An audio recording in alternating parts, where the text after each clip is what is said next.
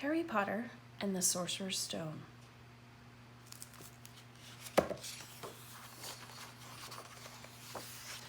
Harry Potter and the Sorcerer's Stone by J.K. Rowling, illustrated by Jim Kay. For Jessica, who loves stories, for Anne, who loved them too, and for Dee, who heard this one first, J.K. Rowling. For Louise, I went in search of strawberries and found unfathomable love, from Jim McKay. Chapter 1, The Boy Who Lived. Mr. and Mrs. Dursley of number 4 Private Drive were proud to say that they were perfectly ordinary. Thank you very much. They were the last people you'd expect to be involved in anything strange or mysterious, because they just didn't hold with such nonsense. Mr. Dursley was the director of a firm called Grunnings, which made drills. He was a big, beefy man with hardly any neck, although he did have a very large mustache. Mrs. Dursley was thin and blonde and had nearly twice the usual amount of neck, which came in very useful as she spent most of her time craning over garden fences, spying on the neighbors. The Dursleys had a small son called Dudley, and in their opinion, there was no finer boy anywhere. The Dursleys had everything they wanted, but they also had a secret, and their greatest fear was that somebody would discover it. They didn't think they could bear it if anyone found out about the Potters. Mrs. Potter was Mrs. Dursley's sister, but they hadn't met for several years. In fact, Mrs. Dursley pretended she didn't have a sister, because her sister and her good-for-nothing husband were as un-Dursley-ish as it was possible to be. The Dursleys shuddered to think what the neighbors would say if the Potters arrived in the street. The Dursleys knew that the Potters had a small son too, but they had never even seen him. This boy was another good reason for keeping the Potters away. They didn't want Dudley mixing with a child like that. Mr. and Mrs. Dursley woke up on the dull gray Tuesday our story starts. There was nothing about the cloudy sky outside to suggest that strange or mysterious things would soon be happening all over the country. Mr. Dursley hummed as he picked out his most boring tie for work, and Mrs. Dursley gossiped away happily as she wrestled a screaming Dudley into his high chair. None of them noticed a large tawny owl flutter past the window. At 8:30, Mr. Dursley picked up his briefcase, pecked Mrs. Dursley on the cheek, and tried to kiss Dudley goodbye, but missed, because Dudley was now having a tantrum and throwing his cereal at the walls. "Little tyke," chortled Mr. Dursley as he left the house. He got into his car and backed out of number 4's drive. It was on the corner of the street that he noticed the first sign of something peculiar: a cat reading a map. For a second, Mr. Dursley didn't realize what he had seen. Then he jerked his head around to look again. There was a tabby cat standing on the corner of Private Drive, but there wasn't a map in sight. What could he have been thinking of? It must have been a trick of the light. Mr. Dursley blinked and stared at the cat. It stared right back. As Mr. Dursley drove around the corner and up the road, he watched the cat in his mirror. It was now reading the sign that said Private Drive. No, looking at the sign. Cats don't read maps or signs. Mr. Dursley gave himself a little shake and put the cat out of his mind. As he drove towards town, he thought of nothing except a large order of drills he was hoping to get that day. But on the edge of town, drills were driven out of his mind by something else. As he sat in the usual morning traffic jam, he couldn't help noticing that there seemed to be a lot of strangely dressed people about, people in cloaks. Mr. Dursley couldn't bear people who dressed in funny clothes. The get-ups you saw in young people. He supposed this was some stupid new fashion. He drummed his fingers on the steering wheel, and his eyes fell on a huddle of these weirdos standing quite close by. They were whispering excitedly together. Mr. Dursley was enraged to see that a couple of them weren't young at all. Why that man had to be older than he was and wearing an emerald green cloak, the nerve of him. But then it struck Mr. Dursley that this was probably just some silly stunt. These people were obviously collecting for something. Yes, that would be it.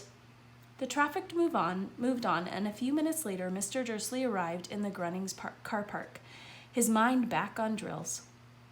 Mr. Dursley always sat with his back to the window in his office on the 9th floor. If he hadn't, he might have found it hard to concentrate on drills that morning.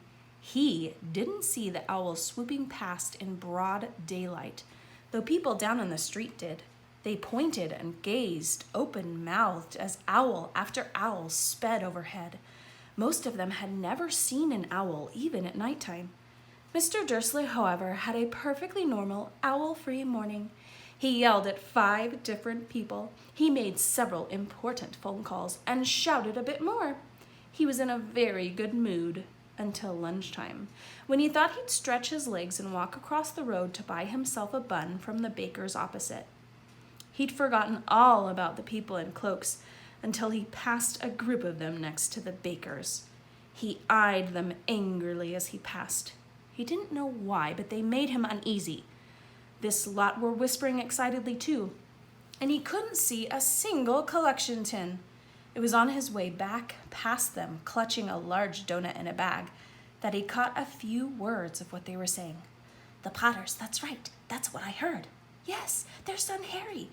Mr. Dursley stopped dead.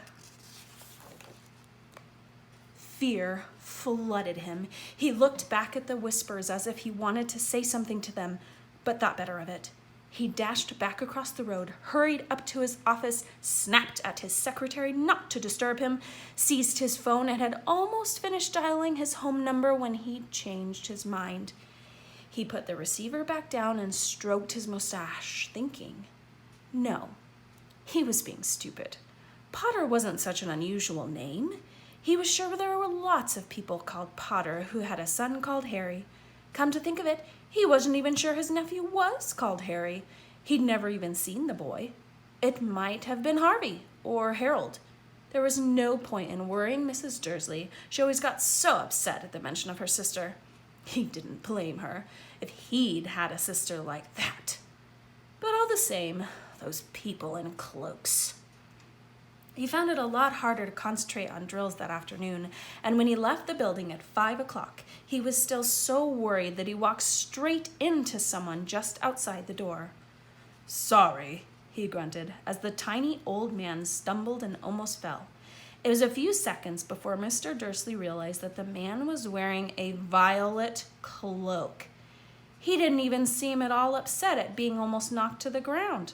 On the contrary, his face split into a wide smile, and he said in a squeaky voice that made passers-by stare, "Don't be sorry, my dear sir, for nothing could upset me today. Rejoice, for you know who has gone at last. Even muggles like yourself should be celebrating this happy, happy day." And the old man hugged Mr. Dursley around the middle and walked off. Mr. Dursley stood rooted to the spot. He had been hugged by a complete stranger. He also thought he had been called a muggle, whatever that was. He was rattled.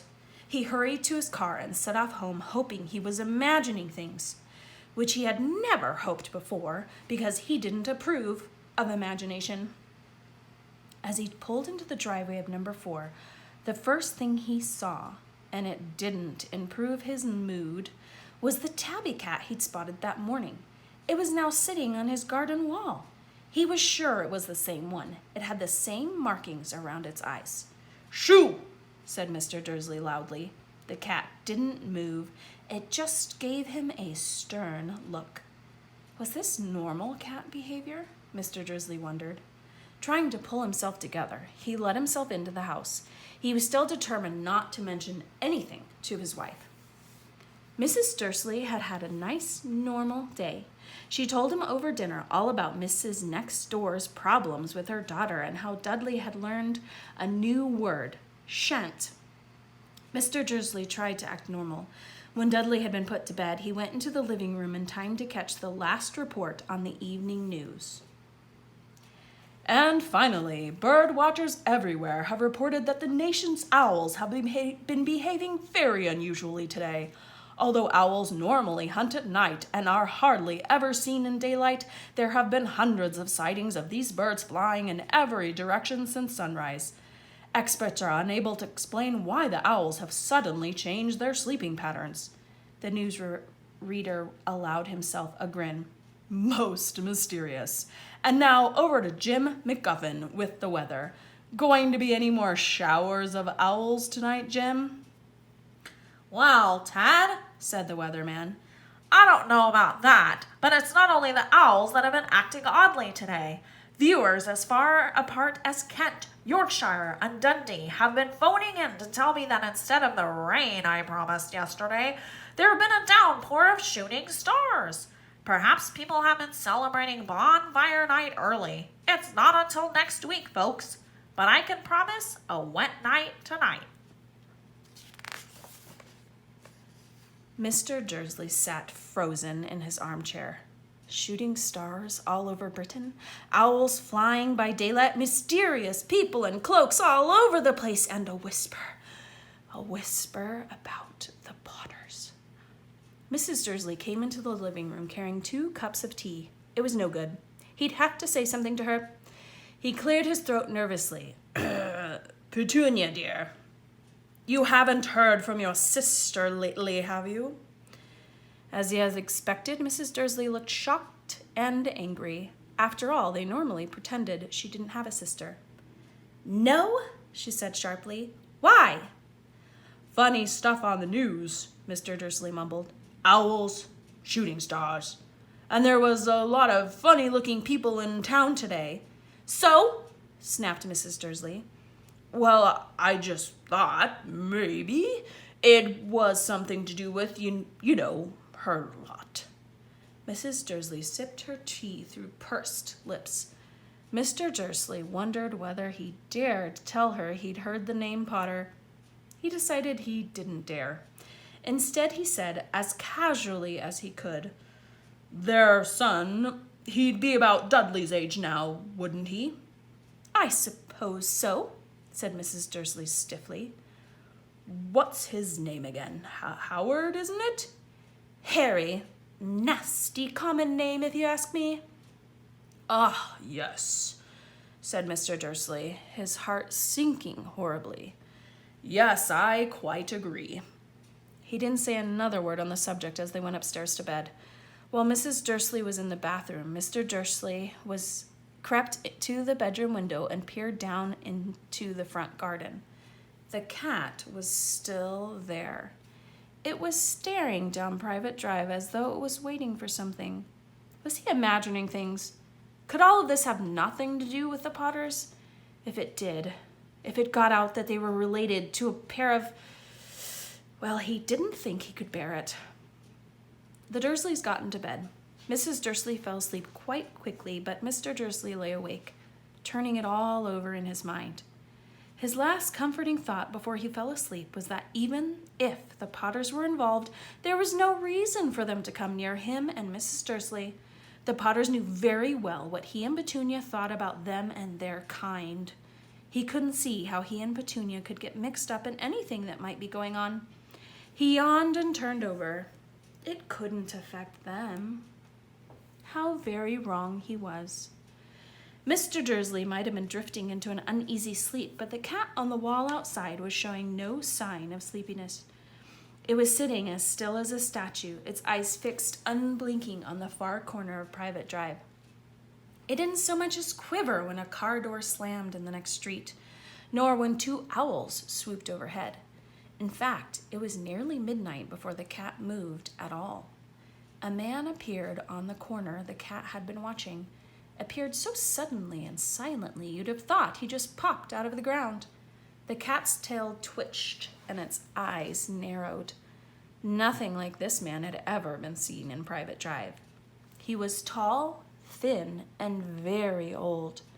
Judging by the silver of his hair and beard, which were both long enough to tuck into his belt, he was wearing long robes, a purple cloak which swept the ground, and high-heeled, buckled boots.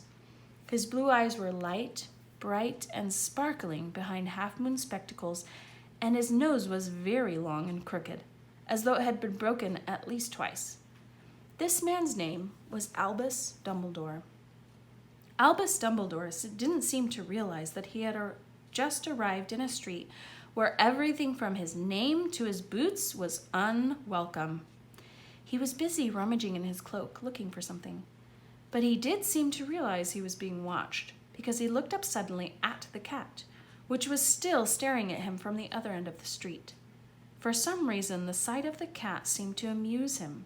He chuckled and muttered, "I should have known." He had found what he was looking for in his inside pocket. It seemed to be a silver cigarette lighter.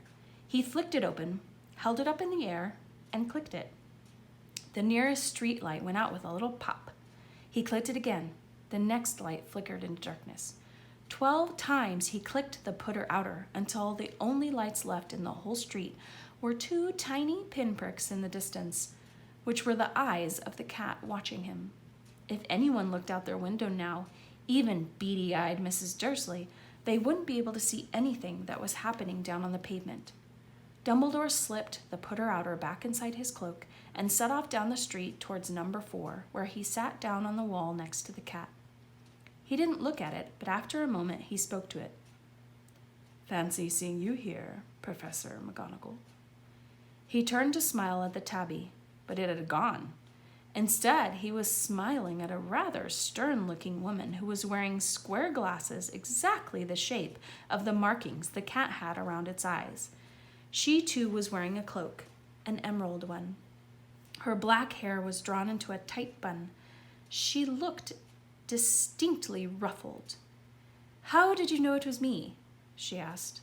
"My dear Professor, I've never seen a cat sit so stiffly." "You'd be stiff, too, if you'd been sitting on a brick wall all day," said Professor McGonagall. "All day? When you could have been celebrating. I must have passed a dozen feasts and parties on my way here."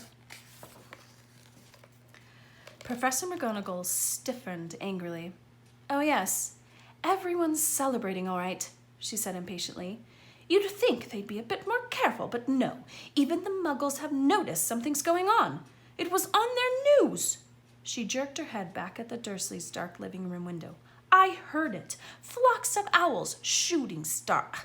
Well, they're not completely stupid. They were bound to notice something. Shooting stars down in Kent. I'll bet that was Dedalus Diggle. He never had much sense." "You can't blame them," said Dumbledore gently. "We've had previous little to celebrate for 11 years. "I know that," said Professor McGonagall irritably. "But that's no reason to lose our heads. People are being downright careless, out on the streets in broad daylight, not even dressed in Muggle clothes, swapping rumors." She threw a sharp sideways glance at Dumbledore here, as though hoping he was going to tell her something, but he didn't. So she went on. "A fine thing it would be if on the very day you-know-who seems to have disappeared at last, the Muggles found out about us all. I suppose he really has gone, Dumbledore?" "It certainly seems so," said Dumbledore. "We have much to be thankful for. Would you care for a sherbet lemon?" "A what?" "A sherbet lemon. They're a kind of Muggle sweet I'm rather fond of." "No, thank you," said Professor McGonagall coldly, as though she didn't think this was the moment for sherbet lemons. "As I say, even if you know who has gone, my dear Professor, surely a sensible person like yourself can call him by his name. All this you-know-who nonsense. For 11 years I've been trying to persuade people to call him by his proper name. Voldemort." Professor McGonagall flinched, but Dumbledore, who was unsticking 2 sherbet lemons, seemed not to notice. "It all gets so confusing if we keep saying you-know-who. I have never seen any reason to be frightened of saying Voldemort's name." "I know you haven't," said Professor McGonagall, sounding half exasperated, half admiring. "But you're different. Everyone knows you're the only one you know, all right, Voldemort was afraid of." "You flatter me," said Dumbledore calmly. Voldemort had powers I will never have. Only because you're too, well, noble to use them. It's lucky it's dark. I haven't blushed so much since Madame Pomfrey told me she liked my new earmuffs. Professor McGonagall shot a sharp look at Dumbledore and said, The owls are nothing to the rumors that are flying around. You know what everyone's saying, about why he's disappeared, about what finally stopped him? It seemed that Professor McGonagall had reached the point she was most anxious to discuss. The real reason she had been waiting on a cold, hard wall all day. For neither as a cat nor as a woman had she fixed Dumbledore with such a piercing stare as she did now. It was plain that whatever everyone was saying, she was not going to believe it until Dumbledore told her it was true. Dumbledore, however, was choosing another sherbet lemon and did not answer. What they're saying, she pressed on, is that last night Voldemort turned up in Godric's Hollow. He went to find the Potters. The rumor is that Lily and James Potter that they're dead. Dumbledore bowed his head. Professor McGonagall gasped. Lily and James? I can't believe it. I don't want to believe it. Oh, Albus. Dumbledore reached out and patted her on the shoulder. I know, he said heavily. Professor McGonagall's voice trembled as she went on. That's not all. They're saying he tried to kill the Potter's son, Harry, but he couldn't. He couldn't kill that little boy. No one knows why or how, but they're saying that he couldn't kill Harry Potter. Voldemort's power somehow broke, and that's why he's gone. Dumbledore nodded glumly. It's true, faltered Professor McGonagall. After all he's done, all the people he's killed, he couldn't kill a little boy? It's just astounding. Of all the things to stop him. But how in the name of heaven did Harry survive? We can only guess, said Dumbledore. We may never know. Professor McGonagall pulled out a lace handkerchief and dabbed at her eyes beneath her spectacles. Dumbledore gave a great sniff as he took a golden watch from his pocket and examined it. It was a very odd watch. It had 12 hands but no numbers. Instead, little planets were moving around the edge. It must have made sense to Dumbledore, though, because he put it back in his pocket and said, Hagrid's late. I suppose it was he who told you I'd be here, by the way? Yes, said Professor McGonagall. And I don't suppose you're going to tell me why you are here, of all places? I've come to bring Harry to his aunt and uncle. They're the only family he has left now. You can't mean the people who live here, cried Professor McGonagall, jumping to her feet and pointing at number 4. Dumbledore, you can't! I've been watching them all day. You couldn't find 2 people who are more or less like us. And they've got this son. I saw him kicking his mother all the way up the street, screaming for sweets. Harry Potter, come and live here? It's the best place for him, said Dumbledore firmly. His aunt and uncle will be able to explain everything to him when he's older. I've written them a letter. A letter, repeated McGonagall faintly, sitting back down on the wall. Really, Dumbledore, you think you can explain all of this in a letter? These people will never understand him. He'll be famous, a legend. I wouldn't be surprised if today was known as Harry Potter Day in the future. There will be books written about Harry. Every child in our world will know his name. Exactly, said Dumbledore, looking very seriously over the top of his half-moon glasses. It would be enough to turn any boy's head. Famous before he can walk and talk?